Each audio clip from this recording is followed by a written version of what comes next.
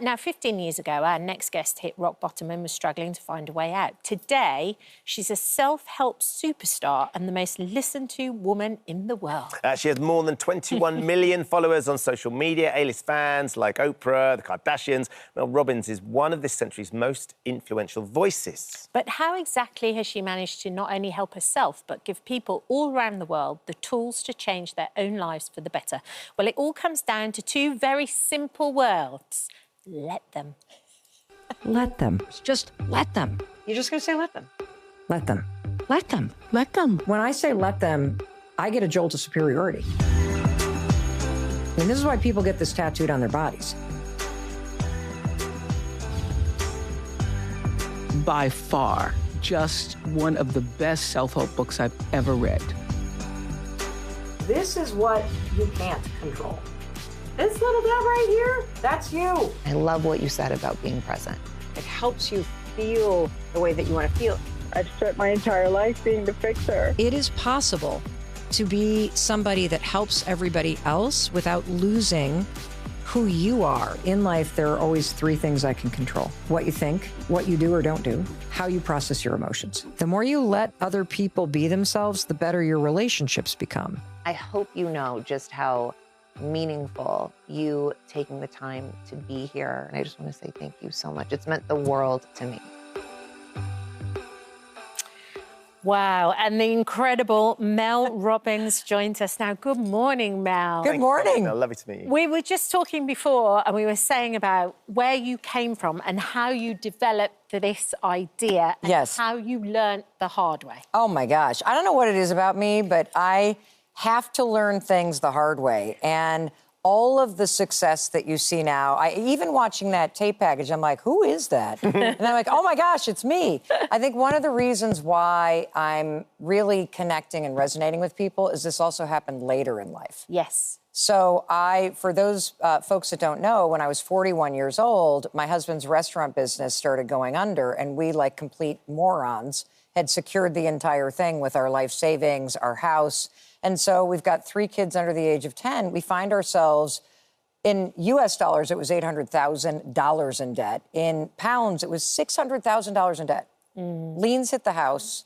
Like, we couldn't pay our bills. I had lost my job, and I found myself lying in bed every morning, unable to get out of bed, because I would just lay there and stare at the ceiling and think, I've completely ruined my life.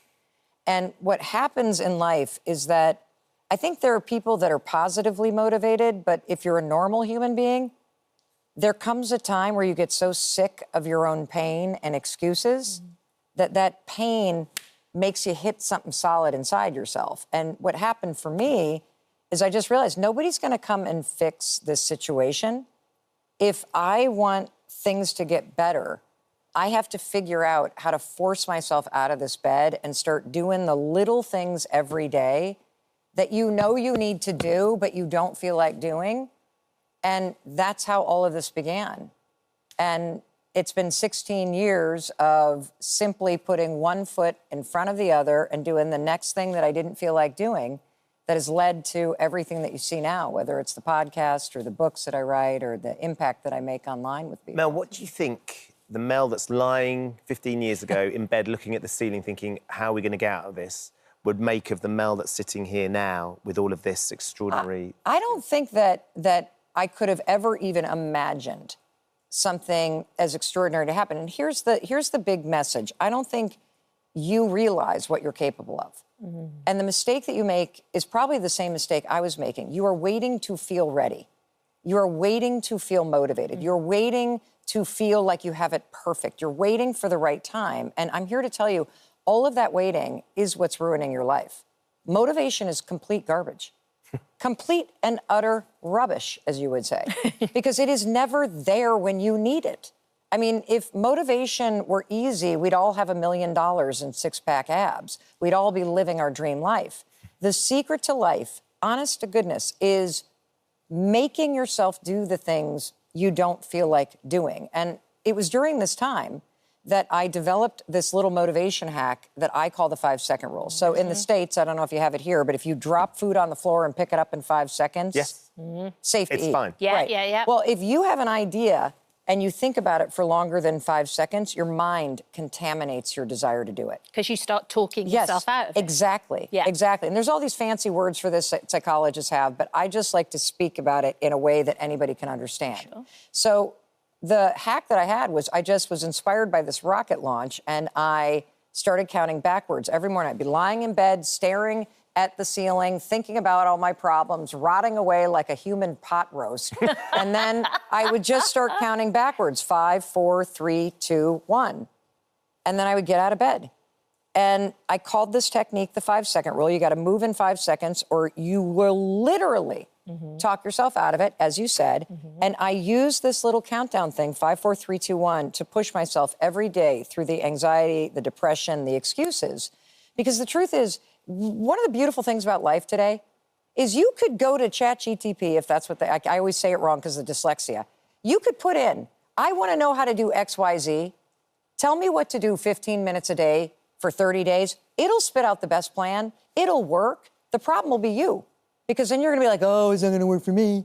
And it's always you against you. And so that's how things began 16 years ago. I just wanted to get out of bed. I just wanted to get the kids on the bus. I just wanted to start paying my bills. I just wanted to stop screaming at my husband. And I think we all know what we need to do, but we're waiting to feel ready to do it. And that's the trap. But I think also, Mel, what you do so brilliantly is you make it so simple and so bite-sized. You don't kind of cloud it with more kind of sophisticated words, and you don't make it difficult. Life is difficult enough. It's like when you talk about your phone. I made the switch last night. I put an alarm clock by my bed instead of the phone because the phone is a big thing. Well, tell everybody what the thing is about. So the phone, the minute the alarm goes off, you pick up the phone and then you start scrolling. Yes. And all of a sudden you're horizontal, and instantaneously, there are thousands of people in your room with you, telling you, feeding you information. The world's problems are on your shoulders. Yep. And then all of a sudden, you've wasted another 20 minutes and you're then anxious. Of course. Well, yeah, because if you start your day and you're like this, right? And then you reach for your phone. You're not even vertical, and you've let the headlines and texts and emails from work get into your brain. This is one of the reasons why you're last on your list. This is one of the reasons why you wake up behind and exhausted. And so the simplicity is important, because if it's not simple, you won't be able to do it. Yes. That's what you the do power of brilliantly. this let them theory. Yeah. It's so simple, anybody can use it. Yeah. Can you explain, because it's a fascinating, when you hear you talk about it as well, can you explain what you mean by let them? Sure. So the let them theory is a mindset tool that shows you, like that, what's in your control and what's not in your control. And it's so simple to use. Literally any moment you feel stressed out, worried, annoyed, frustrated, upset, hurt in life, you just say, let them. That's it. That's it. You don't even need to buy the book. That's it. And I'm not sure your publishers are thinking that. But here's the thing. I want people to use it. Yeah. That's why I care so much about this, because we live in a moment in time where there is so much out of your control, whether you're worried about AI or you're worried about the headlines or you're worried about somebody in your life or you're worried about your job or you're stressed out about your kids. There is a better way to go through life, because all that stuff out there, yes, it's real. Yes, it's important, but it doesn't and shouldn't impact you in here to the extent that it does. And when you learn, as Viktor Frankl in Man's Search for Meaning, how to see what's out there as beyond your control, but take control by managing your response to it, you gain control of your life. You will never be able to control the amount of traffic and construction in London. Let them. Let them. You can't control how long the queue is in line. Let them. Yeah. You can't control the challenging people in your family. In fact, the reason why we have families is because it teaches us how to love people we hate at times. You got to let people be who they are and who they're not. Because the one thing in life you can't control is another person. What they think, what they do, what they believe, how they act. When they heal, if they ever heal, if they get to, let them be who they are. Because that's not where your power is. And that's why you're so stressed out, because you're managing everybody else. Let them be who they are. Let them say what they say. Let them think what they think. Now, let's take our power back. Let me is part 2. Let me remind myself there's 3 things in life I can control. I control what I think about this. I control what I do and don't do. I control how I respond to my feelings. And what this taught me is for the first 54 years of my life, I was living it in reverse. I was giving all my time and energy to managing everybody else. I put more weight into other people's opinions. I was navigating my day at work based on my boss's mood. There's an easier way. Let them. Stop managing everybody else and take the power back. And what you'll recognize is you have no idea how often you allow the world to stress you out. And that's why you're tired. That's why you have no energy.